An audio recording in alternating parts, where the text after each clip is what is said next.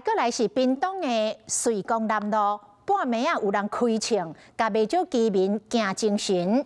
一开始个掠准是有人咧放炮啊。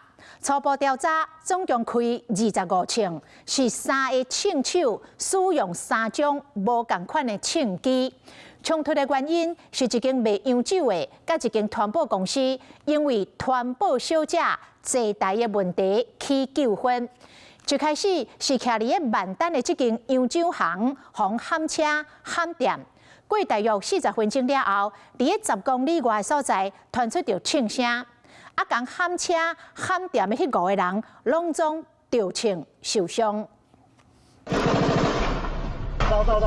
车驶到一半，雄雄听到枪声，就惊讲扫着风台尾，赶紧洗头。无偌久尔，屏东病院这边就有一个10个人按着一个受伤人，赶紧走入去急诊室。一只紧急就是因为这个枪有去拍到无辜的人，警方得到消息，赶紧到现场救封锁线。半暝连续的枪声，和在地人拢困袂去。好多，我以为放鞭炮。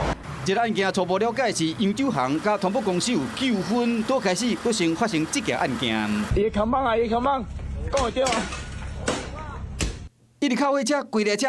讲干咧密密麻麻，招牌嘛无放过。伫万丹的洋酒行呢有够乱，半暝12点，和少年人呢一直卡，想要到案发后差不多40多分钟，这个人伫10外公里外瑞光南路，和人连开25枪。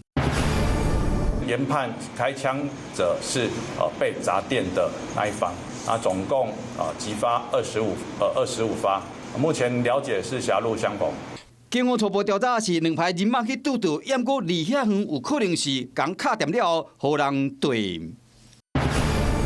涉案的枪手共有3人，手枪、步枪以及散弹枪。这摆枪手总共用3种无同款的枪连开25发，指出团保公司这边的车有真侪枪支孔，其中一台玻璃钣金破了，这是单纯要警告尔，还是要对方死？这恐怕是调查的重点。伤者都并没有开枪还击，枪伤的部位分别集中在伤者的手部、肩膀及腿部。因为私人的纠纷，公然开枪，对来讲赶紧都要抓到人以外，警方嘛要进一步调查整个案件。